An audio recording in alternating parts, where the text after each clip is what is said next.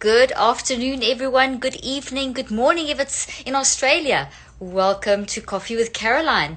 It's a beautiful, cold, cozy day. I've got the fire on. I just went for an amazing walk with my grand doggy, who's a husky, and I've mentioned him before. And it's icy outside, and he loves the rain, and we all got sopping wet, and I got back just in time to dry my hair so I could do this live. But it was so beautiful just to enjoy the cold rain and the dog running around and being with my kids. It was just so special, and we were just chatting about things and about life, and that made me think about my top 6 lessons that I learned so many things this year, but I'm going to talk about my top 6 lessons that have meant so much to me in this year, and I want to share those with you just to help you with your mental health. And one of the first ones is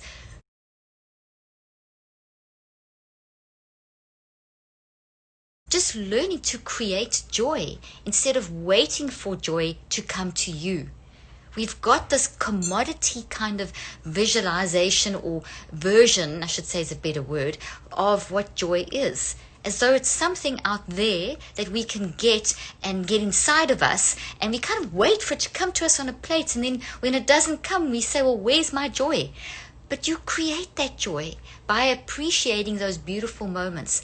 Just watching my little grand doggy husky, who is quite big actually, dive bomb down the street and go sliding through a puddle of water, and all of us laughing, and he pulled my son-in-law over, and they fell over, and we videoed this thing, and it was just such a joyous moment. We created joy out of the most simple things.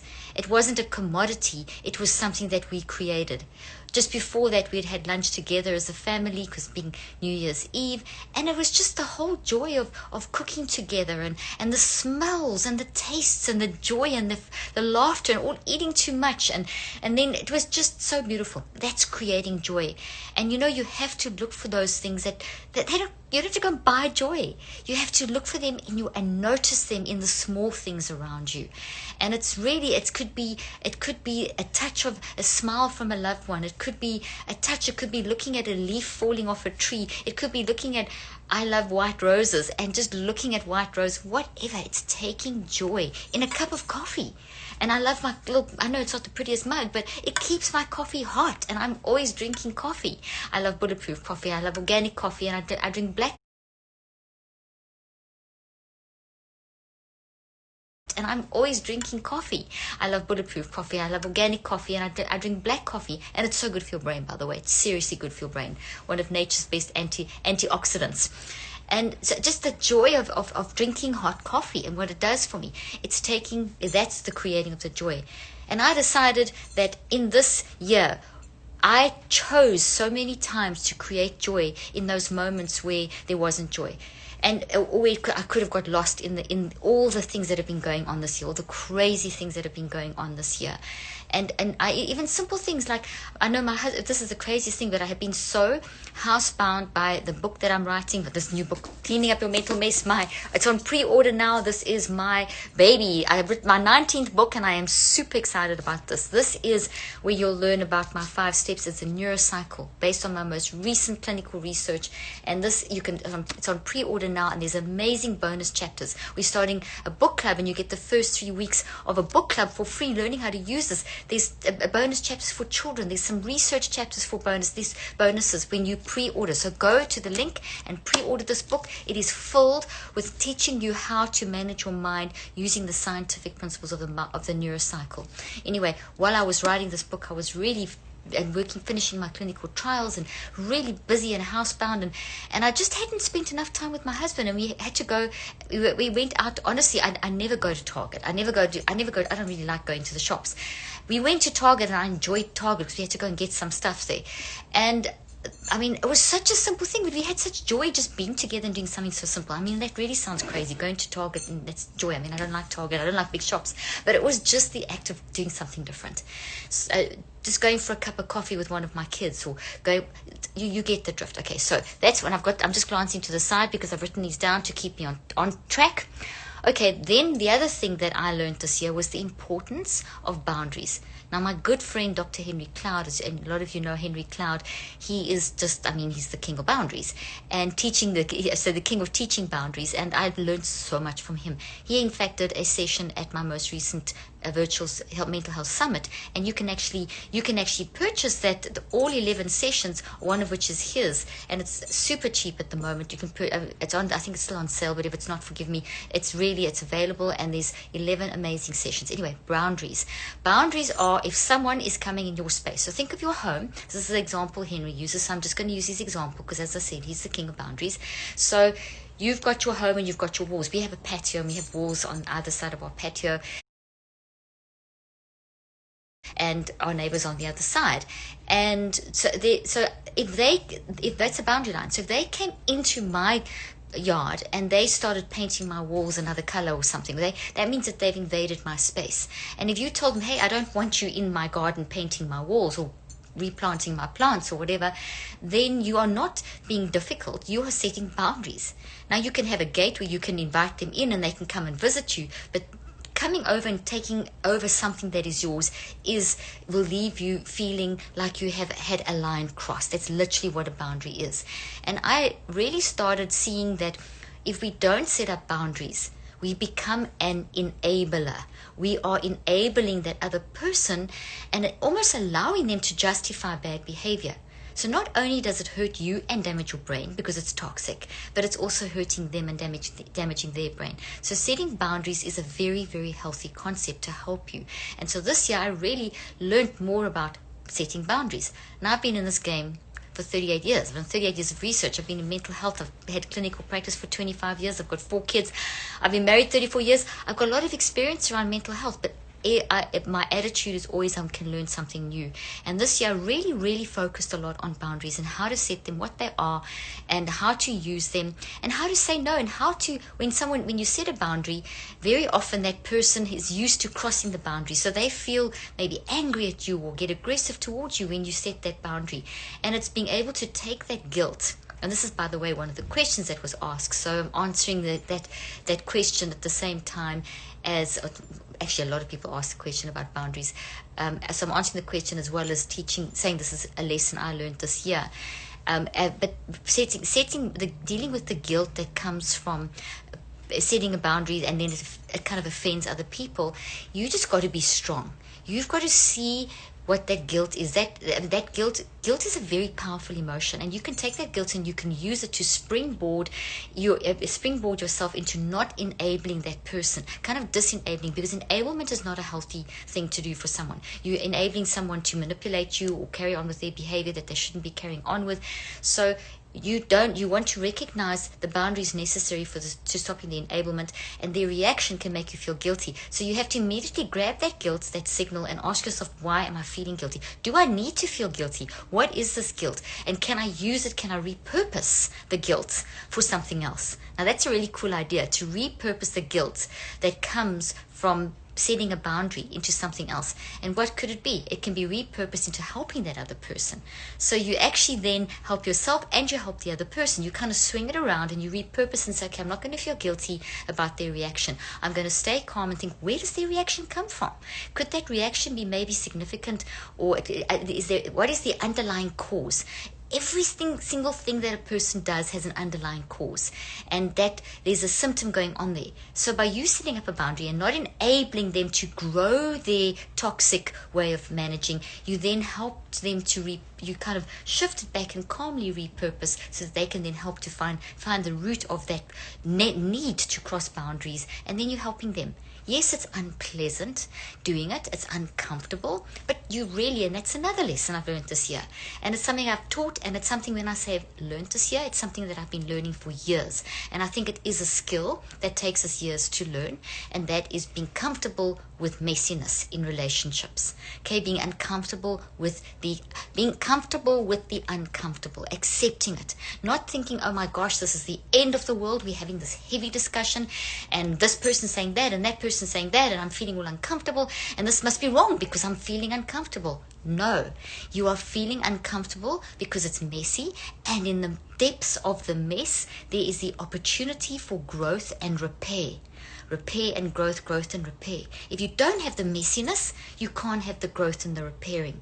So you need to be comfortable with the uncomfortable. We don't want to face those things. We don't want to have those messy discussions. We don't want to confront that person's mood or that person's emotions or that person's way that they're behaving, and that way that they're behaving is actually crossing a boundary because it's affecting how you are functioning. Maybe you want to deal with the boundary issue, which was one of the lessons, and you also want to be very comfortable with diving into that mess and seeing that mess as something that is going to lead to growth and repair. So as you repair, you grow. As you grow, you repair. I love that. I love the concept of the fact that embrace the messiness so that you can have growth and repair and be comfortable with the uncomfortable. Now remember that every mind management skill that I teach you, and we're going through a bunch of these now, these lessons I've learned basically on mind management techniques. Your brain is malleable, and which means plastic. It means it's neuroplastic. It's changeable. So, so these skills, I swallowed wrong there. So these skills can be learned. You can learn mind management skills. You can learn these techniques. You can become good at setting boundaries. You can become good at turning that, not enabling other people. You can become good at creating joy. You can learn these things. These are skills. We often think that we set in our ways and we can't change. No, these are skills to be learned. And I talk a lot about this in my new book, Cleaning Up Your Mental Mess. This is so freeing to know that you're not just set. You can change and you can grow and you can develop that skill in yourself and your kids. So I say with all excitement that I'm enjoying my malleable brain and I'm enjoying learning. I'm enjoying learning how to set boundaries, how to set limits, and all the things that I've been speaking about. Okay, so my next one is the importance of good diet and exercise. I mean, this is massive in the wellness industry. The way I handle diet and exercise is that your mind moves through your brain and your body. So your mind is 90 to 99% of who you are. Your mind is how you think, feel, choose, and your brain and your body are the 1% of who you are. So they're very important because the one can't work without the other. So the mind needs the brain and the body to express itself, to build the memories in, and then to express itself. And the mind and the brain and body need the mind. Okay, so they're separate but inseparable. So even though there's a sort of 90 to 10% ratio, it doesn't mean that the non-conscious, that the mind is more important than the brain and the body. So 99 to 1%, I was confusing everyone. The mind is around 99% and the brain and body are around 1%. But they're equally as important because in the wholeness of having the 99 plus the 1% of the physical, 99 being mind, 1% being physical, in that wholeness, togetherness, that's when the true you starts manifesting. So you've got to get our mind and our brain. They work together regardless of whether you can't, they don't not, okay? But how they work together, that you control. Okay, so it's very important that you recognize your ability to control, and I wanted to focus there on the reason why exercise and diet is so important is that your brain is physical substance, your body's physical substance, and you need to feed your brain and your body. You need brain and body health. So the way you think affects your digestion. So if you are eating this great organic farm to table, wild, beautiful, sustainable meal, but you're in a really, really toxic mood of some sort, guess what? You've just lost up to 80% of the nutrition of that great healthy meal, which is scary. You see, your mind drives your digestive system. So if you're in that toxic mindset while you're eating that great healthy food, you're only going to get about 15% of the nutrition out of that. I mean, that's crazy. Okay, so why? Well, it's because of the mind activating the signals of digestion. And just one of the things that goes wrong when you are in a toxic state while you're eating is that your pancreas, which secretes 20 different neuropeptides when you are actually digesting food, for digestion and assimilation of food, when you're in a toxic mood, the pancreas can't secrete all of those neuropeptides. It doesn't secrete them correctly. It secretes them incorrectly. So therefore, when your mind's not working properly, then your pancreas doesn't work properly. When your pancreas doesn't work properly, the rest of the digestive system doesn't work properly. And you lose a lot of nutrition. You maybe get issues with your stomach. You've heard of emotional eating? Well, that's pretty much what I'm talking about here. So the mindset behind the meal is a very important thing to bring into a lesson that you need to learn. What is your mindset behind your meal? If you're grumpy and angry and irritable, don't eat. Wait until you're calm. And because it's going to cause digestive issues. The other thing about eating that is so important for us to really focus on, and I've done this for years, so it's not difficult for me, but it's something I've learned, and that is that there's only one rule for eating. Oh no, I knew you'd love that. Okay, only one rule for eating. And what is that one rule for eating? Eat real food mindfully. So I've already spoken about the mindful, that your mind actually influences and determines how you digest the food and your assimilation of the nutrients and the effectiveness of digestion. Okay, and the other part is real food. Okay, so real food is not stuff that's processed. It's not the modern American diet. It's not the sad diet. It's not junk food. It is real food grown without chemicals and all that stuff, because that really does contribute to brain health. So you have got to use your mind to make decisions about food as well. So in this book, I have a whole neurocycle, because this book is, as I said, is based on mind management, and mind management is done through the neurocycle. You're learning to neurocycle. Neurocycling is the 5 steps of how you use your mind to change your brain. And I have one for you in here. I teach you how to use this to get diet and exercise under control. So this book's got lots of different things. Things I talk about really put into simple, practical ways. Just very quickly, the neurocycle that I talk about in there is the 5-step process I have developed and researched over 38 years, and just did recent clinical trials last year on. You can see the white paper on my site if you go to drleaf.com. And as I said, I have a simple summary of it in this book with graphs and brain maps and all kinds of things to help you to understand the importance of this mind-brain connection and how you can learn to control your brain. So all these things that I teach, I have the scientific evidence behind it, plus the practical application. Okay, so let's look at another one. The importance of community and connection. Community and connection, we all know that. Everyone talks about it. But it's not just being in a community. It's having deep, meaningful connections. It's having those bonds that you form where you can. I just had an incident very recently where I was put in a precarious position. That's the wrong word. I was put in a situation that was very challenging, and I have some amazing friends who may not speak for weeks or a month or 2 months or whatever, but when we connect, there's a deep, meaningful connection. You know what I'm talking about. You've got the same thing.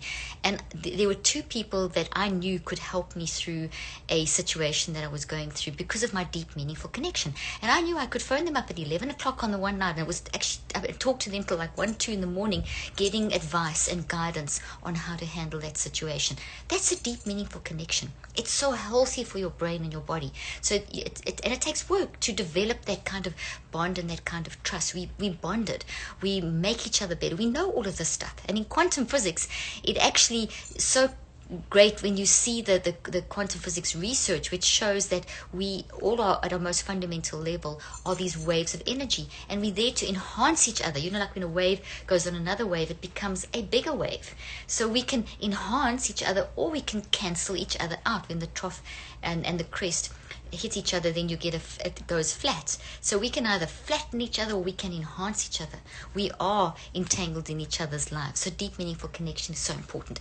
Okay, then I need to move on. Okay, another thing that I think is so important, and the reason I'm talking about this is because of COVID year, this year that we have had this urge to be so productive, and there's nothing wrong with being productive.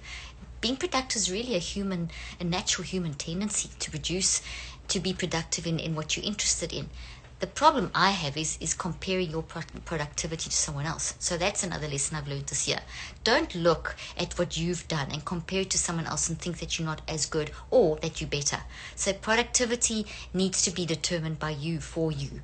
Okay? Did you hear what I said? Productivity needs to be determined by you and for you. What does productivity look like in your life? What are you comfortable with? What do you need? Not what does Joe Soap down the road need? What does this one on social media need? Or, I mean, what are they producing? What are you producing? Okay, so let me see. I think I've covered one more here. I really focused this year on memento mori, which is the concept of, if this is your last day on earth, what would you say to your loved ones? What if this was the last day that you're on earth, the last day, tomorrow you're dead, okay? I mean, I don't need to be morbid or anything, but I'm just asking you to shift your mindset and to think, what would I do differently? How would I look at my life if this was the last day? And I know you've probably heard this before, but it's called memento mori. But you know, when you actually challenge yourself to think like that, it's fantastic at how you appreciate so much about the people around you and what they do in your life, and you find yourself reaching out in those deep, meaningful connections and creating joy and all the little things I've been speaking about, and looking at the simple things of life. It changes your mindset, it shifts how you function, and not only mentally, remember your mind moves through your brain, but it actually creates tremendous brain health. So it's almost like using a negative visualization to make you wake up and be aware of what you have got. Okay, so now I'm going to answer a few questions, and we're going to be doing lots of lives, by the way, so keep your questions rolling in. Okay, the questions are not over here. I've got the questions over here. Okay, so once again, I just select a few, and I kind of group them together. And so if your question isn't directly answered, I've normally grouped them together to sort of, so it makes it easier to answer as many as I can. Okay, so someone said people wanting techniques to help with anxious mind, help their minds with anxious thoughts. Okay, so an anxious thought, and there's a lot of questions around that. What do I do about an anxious thought? So first of all, let's define a thought, and then let's define anxiety, and then we'll talk about what to do about them. And the detail of how to deal with anxious thoughts is in this book. You can neurocycle. There's neurocycles for how to deal with anxious thoughts. A thought is a concept. A thought is a whole. It's like a tree. It looks like a tree in your brain. A thought is a real thing, and it occupies mental real estate, place in your brain, just like a house occupies mental real estate. Thoughts are real things. They look like trees. Thoughts are made of memories. So memories and thoughts are not the same thing. A thought is the whole tree, and the memories are the roots, the tree trunk, the branches, and the leaves. Okay, so you can have thousands of memories in a thought, and that's why when one thought comes up, a whole bunch of stuff's associated with it, and you can keep adding to it, and it keeps changing all the time. So thoughts are all your thoughts are constantly organically changing all the time. They're always malleable. The minute you're aware of something, aware of your thought, you can change it, add to it, take away, etc., etc. So it's always changing. So a thought is made of memories. Okay, so then when we talk about an anxious thought, then we're talking about a toxic thought. We're talking about a something in that toxic thought tree is producing the signal of anxiety. Okay, so anxiety is therefore a warning signal. Okay, so thought is this physical structure made of proteins that you build into your brain with your mind. So mind builds thoughts. You build thoughts into your brain with your mind. So your mind is how you think, feel, and choose. You think, feel, and choose in response to everything that is happening around you, what you hear, see, taste, smell, touch, read, etc. You think, feel, and choose, puts that into your brain, you grow a tree. And every experience that happens. So when you're having a anxious thought, that signal of anxiety is a warning signal. It's like kind of like the odor that the tree gives off. And when you pay attention to the warning signal, then, and you embrace it and don't run away from it, and you don't think it's something scary, but you actually think, hey, this is something that's telling me something. It's a symptom of an underlying cause. There's something going on there. When you look at it that way, you shift your brain and body into positive stress, which makes you more intelligent, more insightful. You can see things more deeply, and then you can then go from the warning signal of the anxiety to the branches and leaves of the tree, which are the memories that are manifesting this behavior that you are manifesting, so whatever you say and do. So your signal, which is the anxiety, shows you the behaviors linked to the anxiety, which shows you the tree trunk, which is the perspective that these behaviors are coming from, and that perspective has a root that is producing it, which is the origin story. So you can track back from the signal to the branches, which is the behaviors, to the tree trunk, which is the perspective, to the roots, which is the cause and the origin. And once you do that, you can rip the tree out the ground. There's the roots in the air. They're malleable. You can change the origin story. So you can change, when I say change it, you can't change what's happened, but you can change its impact on your life, and you can change how it plays out into the future. Granted, this is very, very difficult, and that's why I do talk about that in my book, and that's why one of the other lessons that I have learned this year, and it's also related to one of the questions, and that is that you can't deal with anxious thoughts alone. We need each other to help each other. You need to be able to be free to say, I feel so anxious about, and then you start looking at your behaviors, and that about, you eventually can dig out what the about actually is, because you very often don't know what it is. So when I get these kinds of questions where I'm getting pins and needles sitting like this, when I get these kinds of questions about people saying, oh, how do I deal with anxious thoughts? It's very broad. It's an excellent question. But let's unpack what we're talking about. So what we're talking about is a warning signal. That is, that if you look at the warning signal, you'll then look at your behaviors, you'll then look at the perspective, you'll then find the origin story, you then reconceptualize that into how you want it to play out into your future. And in that way, you shift the power balance and you get control.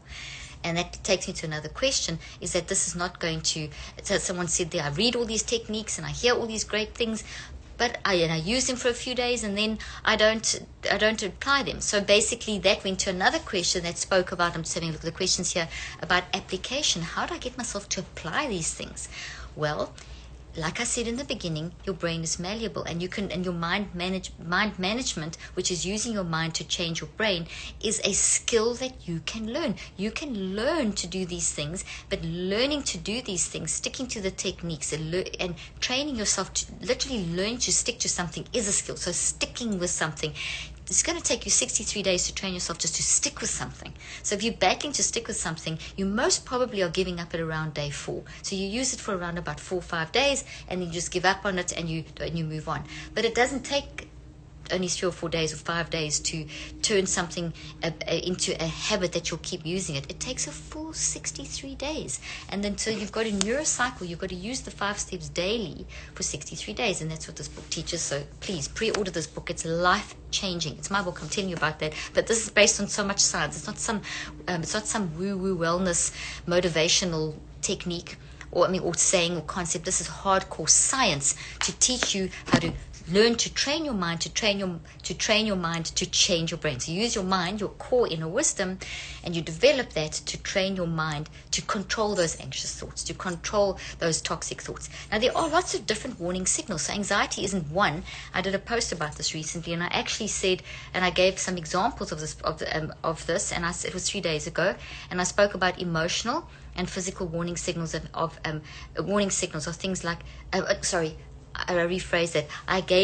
did a post 3 days ago on the signals that can be linked to anxiety. So anxiety is a big warning signal, and it manifests in those behaviors. So remember, the warning signals have the behaviors. So what are the behaviors behind anxiety? So what will be linked to anxiety? What are the branches of the tree?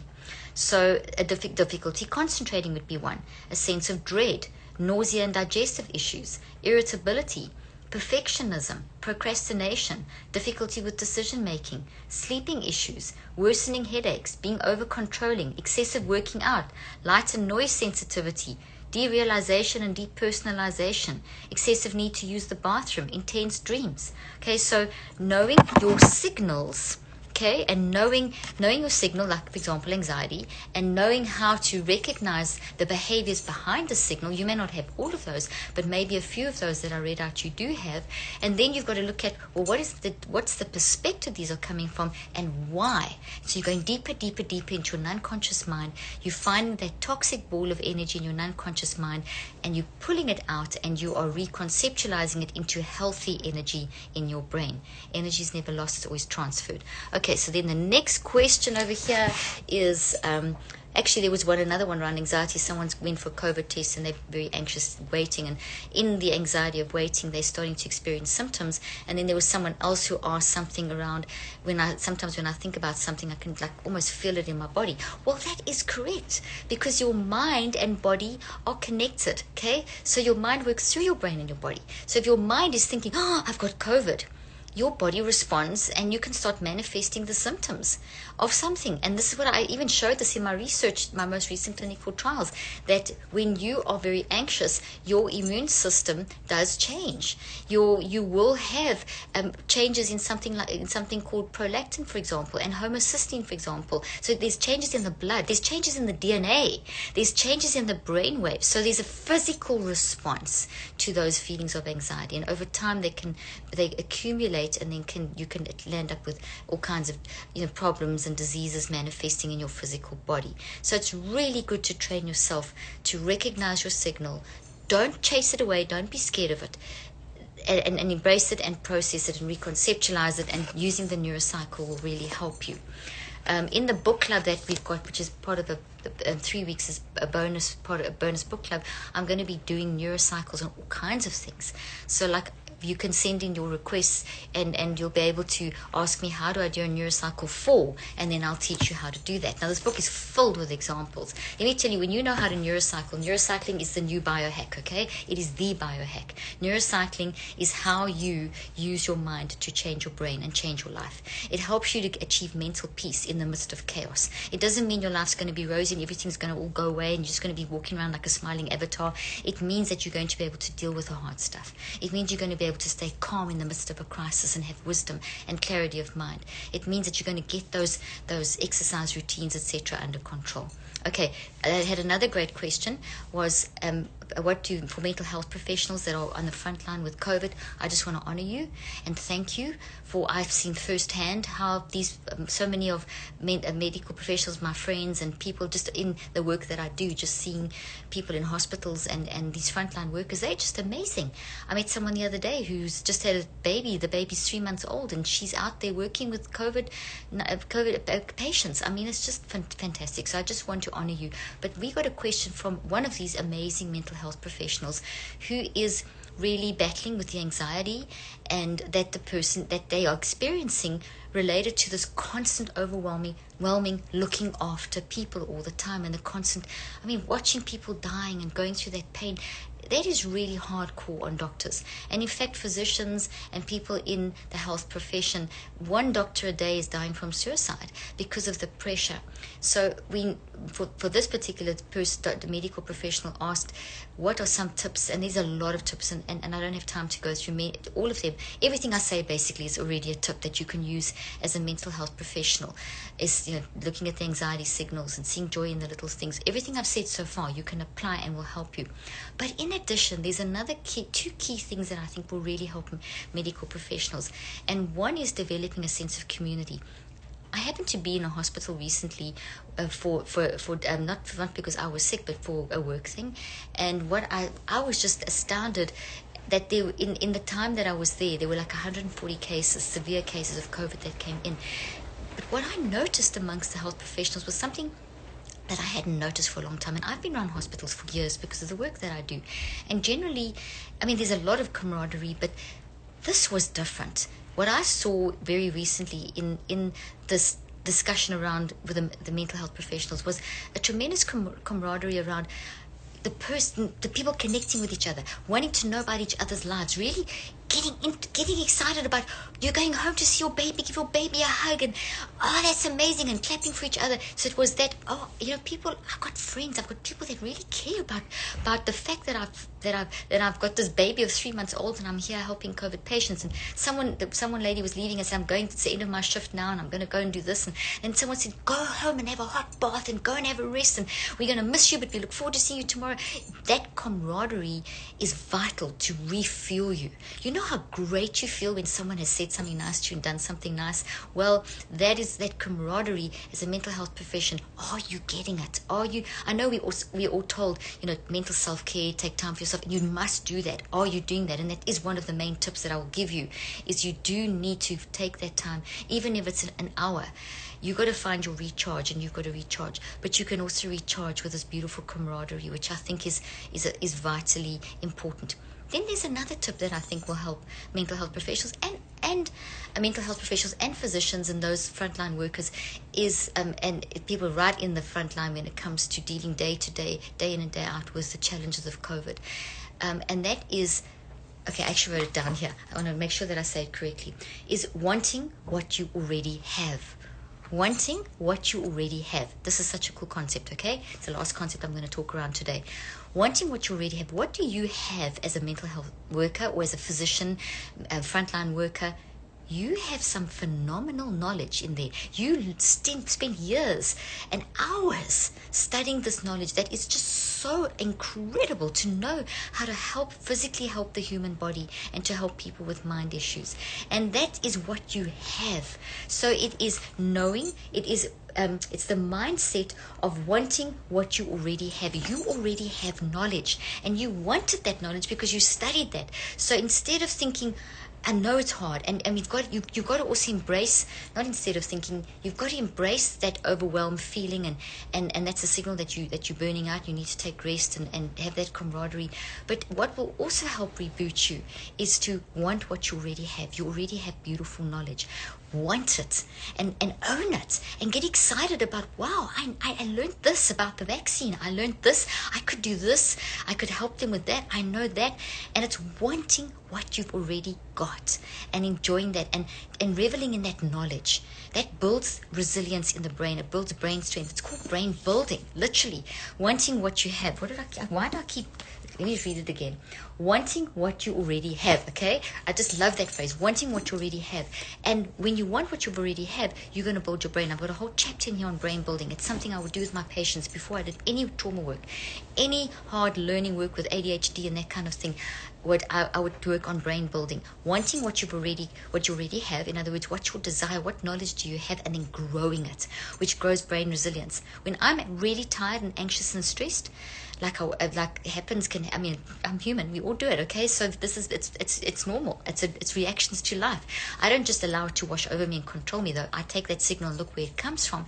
But if I find it's coming from a place of a lot of trauma, before I go and deal with that hard work of detoxing the trauma, which I teach you how to do here too, detoxing trauma, I will do brain building. I will want what I have already, and I will grow it more. So I'll go study another scientific article or something that'll grow my brain. Okay, I'm going to end this talk today, this live today, with a challenge for you. And this challenge that I'm throwing out there is, okay, what is one amazing... Okay, I'm just going to read this to you from here, from this angle. What is one amazing thing that happened that happened this year? What is one amazing thing? So just think what is that, and just post it in this Instagram live. What is one amazing thing that happened to you this year, and what is one thing that you want to let go of this year? So one amazing thing that's happened to you, one thing that you want to let go of. It can be an idea, a person, a habit, a label. Okay, so if you're letting something go, then you're going to make room for something better. So that's my challenge to you guys. I will see you on Saturday for the next lives. Please send me more questions. Don't forget to put the comments in the post. Don't forget to pre-order your book, and I hope you have a beautiful, happy new year. Even if it's going to be a quiet one, if you are out, please wear your mask, please do social distancing, please be careful. It really does work. Masks really do reduce the chances of infection. Let's work with our amazing mental health professionals who are begging us to wear masks and to socially distance. Let's honor the beautiful work that they're doing, and let me honor all of you. You got through the year. As awful or great or happy or up and down as it was, you got through the mess. You're here on the eve of 2021, and may you have the most beautiful year coming up. And we will get through. If it's another messy year, that's okay, because we can grow and we can repair. See you soon. I'll see you in the new year. Saturday afternoon, I will see you all again. Bye-bye, everyone.